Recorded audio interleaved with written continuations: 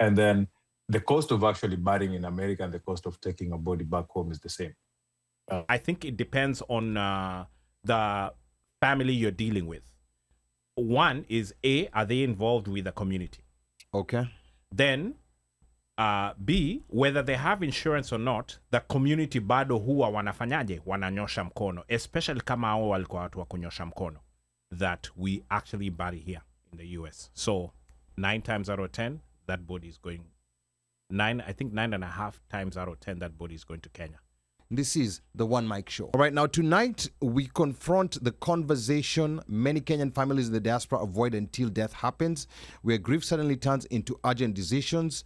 Is it burial here in Kenya? Who takes charge? The children, the will, the land, the bank accounts, the property back home, Mafuroti. This is a moment where love, culture, religion, and sometimes greed collide, unfortunately. So tonight we seek to ask what every diasporan must settle before crisis hits. So please drop a comment below and tell us what city, what country, and what state you're tuned in from. I can see Brenda BK all the way from Texas, Houston, Texas is already tuned in. So karibu sana. And I can also see Esther Mulusa. I don't know that she's in the Daddy South, North Carolina, or if she's in Shimalavandu, Kakamega County. Please let us know. Drop a comment and let us know. And again, the number to call is 202-683-4570. Press star 5 to speak. Again, the number to call is 202-683-4570. 4570. Press a star 5 to speak. We are live on YouTube and Facebook. We have so much to cover tonight, so we are going to get started right away without wasting any time. Now, I want you to imagine this. A Kenyan father dies suddenly here in the US, and within hours, phone calls begin. The wife is grieving. The children are confused. The parents back home are asking when the body is coming to Kenya. The clan wants to know who is leading the funeral. The church has its expectations, and somewhere in the background, people are already whispering about land, bank accounts, insurance, and property back home. And the painful question becomes, who actually decides what happened next? Tonight, we are here to confront the conversation many diaspora families postpone until grief has already taken over.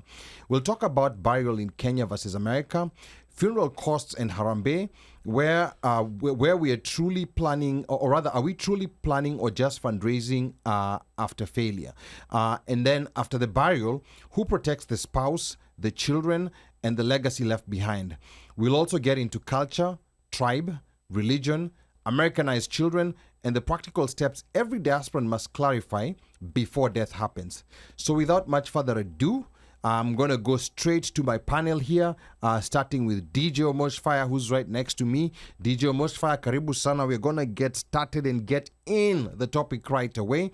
So DJ Omoshfire, when you hear these scenarios about death in the diaspora, what is generally the first thing that comes to your mind? Just generally speaking, whenever you hear a friend is dead, like a family member is dead, or someone in the diaspora is dead, what is the first thing that typically comes to your mind? DJ Omoshfire. Asante Ali. Thanks for that. I guess, I don't know if it's a nice introduction or it's a topic introduction. Lakini to our changiajis, habari yenyu. Thanks Ali for introducing me and that question, death in the diaspora. First thing out the door, mchango, si kwa ubaya. Okay. And again, I come from a community where I think I can count on one hand in the years that I've been in this country that we actually bury here in the US. So 9 times out of 10, that body is going, 9.5 times out of 10, that body is going to Kenya, which means money is needed.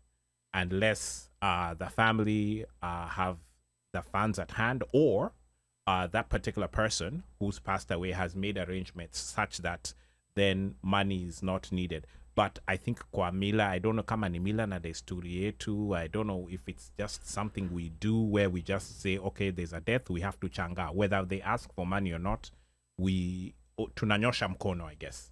So this idea of like having insurance and all these other things to protect the community in the event of death, so that your death is paid for, so that doesn't really work in your community, regardless of whether someone already has funds to take care of their funeral. They will automatically be mchango. Not necessarily. But Okay, so The thing is, go ahead, Mika.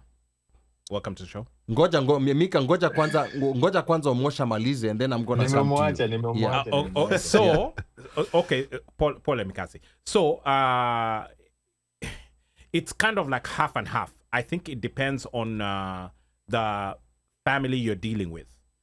One is are they involved with the community? Okay.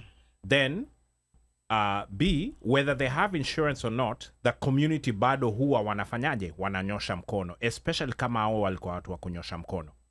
So it's not like somebody sitting there and saying, hey boss, najua uko na insurance, use your insurance. You know, nobody's asking hizo swali, I guess, which where somebody might say ni swali mufti, but nobody's asking those questions. Okay. So fundraisers, it's almost like it goes without saying that you're going to do a fundraiser. Now, how big it is probably dependent upon maybe the needs and all those now other things that may or may not be known, whether you're in a bereavement group, it becomes inaweza kuwa complicated.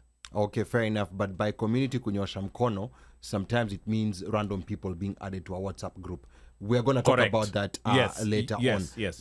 Wacha twende kwa Mikasi. Mikasi was ready to go. He was ready to fire from the hip. I think he already had It's not necessarily fire from the hip, but there's one concept here that you're forgetting, is that a funeral is something that's sad. It happened. Unless somebody, even when somebody was sick, nobody usually expects them to die the next day. Everybody's usually expecting them to get better. So funerals comes as surprises. Boom, right? And when a funeral comes as surprises, expenses start counting. Insurance don't pay up immediately.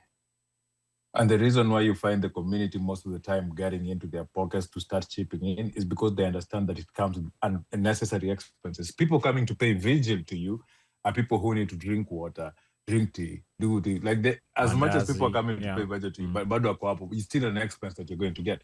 Your heat, your nini, your current expenses there. You're moving around, you're not working at that particular time because you've taken time off to organize for that funeral. Most people are paid per hour. That's a reality of most people. They're paid per hour. Their job don't cover bereavement at that point. So there's a short of income that's also coming in that you have to consider in such situations. And then the cost of actually burying in America and the cost of taking a body back home is the same.